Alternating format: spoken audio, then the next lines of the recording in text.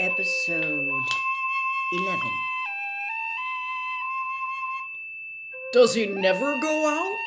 Asked the Scarecrow. Never.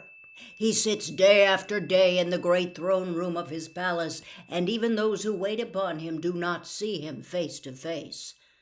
What is he like? Asked the girl. That is hard to tell, said the man thoughtfully. You see, Oz is a great wizard and can take on any form he wishes, so that some say he looks like a bird, and some say he looks like an elephant, and some say he looks like a cat. To others, he appears as a beautiful fairy or a brownie, or in any other form that pleases him. But who the real Oz is when he is in his own form, no living person can tell. That is very strange, said Dorothy, but we must try in some way to see him, or we shall have made our journey for nothing. Why do you wish to see the terrible Oz? Asked the man. I want him to give me some brains, said the Scarecrow eagerly. Oh, Oz could do that easily enough, declared the man. He has more brains than he needs. And I want him to give me a heart, said the Tin Woodman. That will not trouble him, continued the man, for Oz has a large collection of hearts of all sizes and shapes. And I want him to give me courage, said the Cowardly Lion. Oz keeps a great pot of courage in his throne room, said the man, which he has covered with a golden plate to keep it from running over. He will be glad to give you some.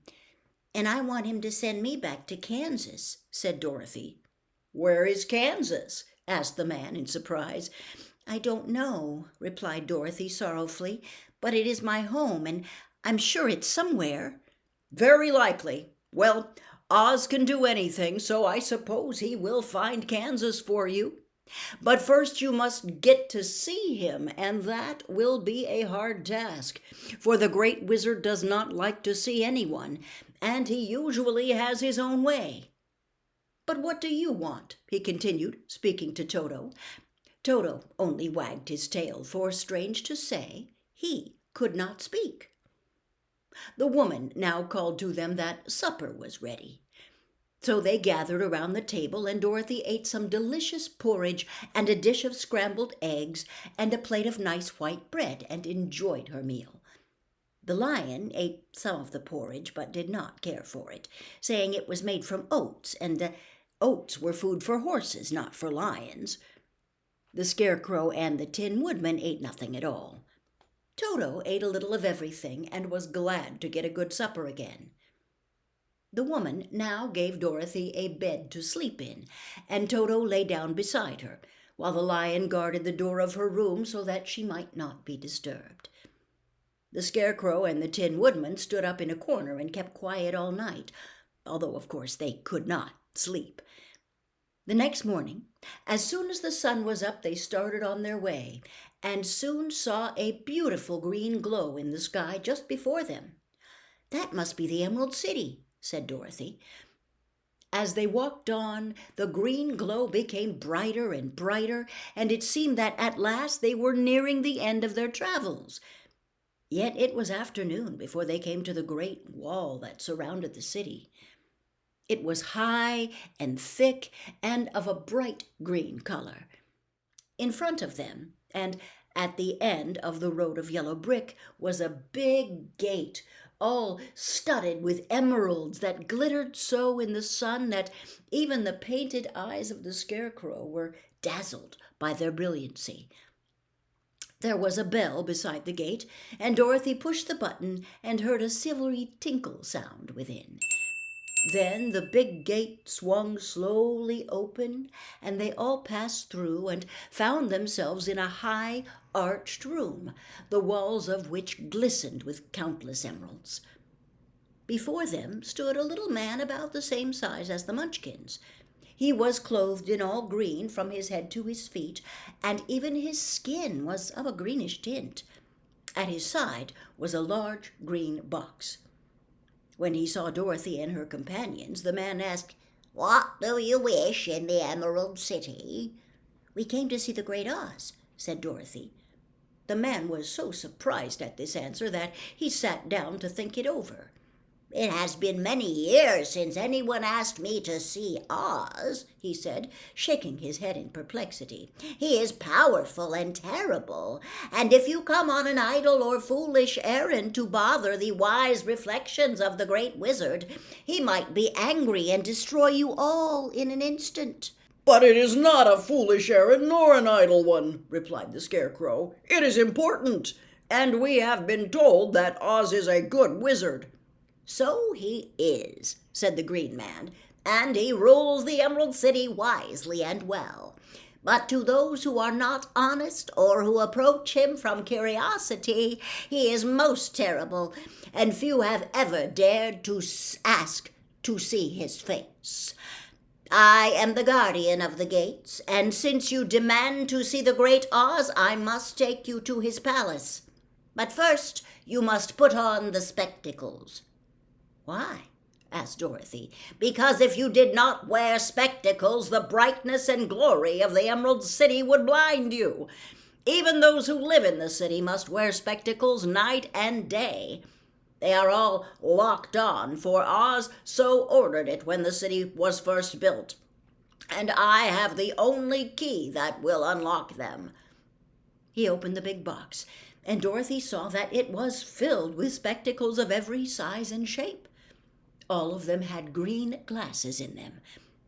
The guardian of the gates found a pair that would just fit Dorothy and put them over her eyes. There were 2 golden bands fastened to them that passed around the back of her head, where they were locked together by a little key that was at the end of a chain the guardian of the gates wore around his neck. When they were on, Dorothy could not take them off had she wished, but of course she did not want to be blinded by the glare of the Emerald City, so she said nothing. Then the Green Man fitted spectacles for the Scarecrow and the Tin Woodman and the Lion, and even on little Toto, and all were locked fast with the key. Then the guardian of the gates put on his own glasses and told them he was ready to show them to the palace. Taking a big golden key from a peg on the wall, he opened another gate, and they all followed him through the portal into the streets of the Emerald City. Chapter 11. The Wonderful Emerald City of Oz. Even with eyes protected by the green spectacles, Dorothy and her friends were at first dazzled by the brilliancy of the wonderful city. The streets were lined with beautiful houses, all built of green marble, and studded everywhere with sparkling emeralds. They walked over a pavement of the same green marble, and where the blocks were joined together were rows of emeralds, set closely and glittering in the brightness of the sun. The window panes were of green glass. Even the sky above the city had a green tint, and the rays of the sun were green. There were many people, men, women, and children walking about, and these were all dressed in green clothes and had greenish skins. They looked at Dorothy and her strangely assorted company with wondering eyes, and the children all ran away and hid behind their mothers when they saw the lion, but no one spoke to them. Many shops stood in the street, and Dorothy saw that everything in them was green. Green candy and green popcorn were offered for sale, as well as green shoes, green hats, and green clothes of all sorts. At one place, a man was selling green lemonade, and when the children bought it, Dorothy could see that they paid for it with green pennies. There seemed to be no horses nor animals of any kind. The men carried things around in little green carts, which they pushed before them. Everyone seemed happy and contented and prosperous. The guardian of the gates led them through the streets until they came to a big building exactly in the middle of the city, which was the palace of Oz, the great wizard. There was a soldier before the door, dressed in a green uniform and wearing a long green beard.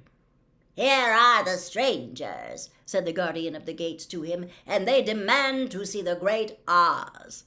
"Step inside," answered the soldier, "and I will carry your message to him."